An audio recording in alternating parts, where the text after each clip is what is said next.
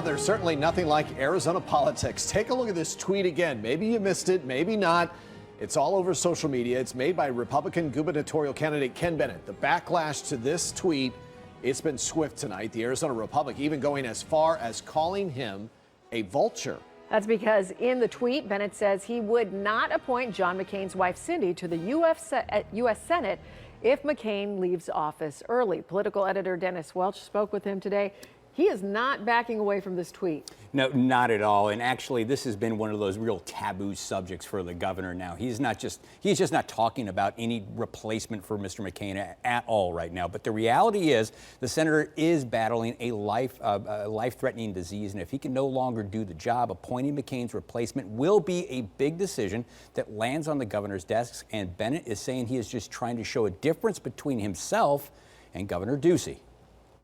I was simply saying that if Doug has already made an agreement or a deal to appoint Cindy to replace John, that's not who I would appoint. Ken Bennett insists he is not picking a fight with the McCains, that this comes down to one issue: Obamacare.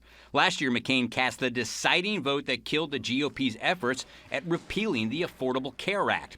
It was a decision that Ducey endorsed at the time, tweeting, "I agree with Senator John McCain that the bill on the table clearly isn't the right approach for Arizona." The repeal of Obamacare is very important. I would not be interested in appointing anybody who's going to, at Ducey's request or anybody else's, be against repealing Obamacare. I think we can do better than that. Still, reaction to Bennett's tweet drew widespread condemnation. Republican political consultant Kurt Davis tweeted that this is a case of sour grapes, since Ducey did not give Bennett a job in his administration.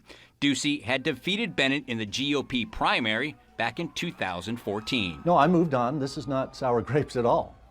I went on to other things and continued to support the governor until he started to say things that were different than what the reality was. The governor has not said if he is considering anyone to replace McCain should the time come. But after Bennett tweeted about Cindy McCain, the governor's spokesman, Daniel Scarpinato, said he was shocked Bennett would stoop so low and say something that's clearly in poor taste. It's interesting, I think, that there's been no denial out of Governor Ducey's office that this isn't the plan. Dennis, I think what's surprising to a lot of folks is this isn't a fringe candidate looking to grab maybe some political headlines. This is a former Secretary of State, former president of the state Senate. Was this just a power grab to the Trump base? And if so, how did that go over? Well, it's interesting if this is some way to attract the Trump voters out there. One of his biggest supporters out there, Governor Brewer, she is not happy about this. About 2-3 hours ago, she took to Twitter and condemned Mr. Bennett for what he says, saying now is not the time to be scoring some political points while Mr. McCain is battling this disease. So there's not a whole lot of support for Mr. Bennett right now, at least from big name type politicians out there, even though Mr. Bennett insists that he does have a lot of widespread support from grassroots members of the party. And really quick, some people are asking, well, why would Cindy take her husband's seat anyway? But there's precedent for that.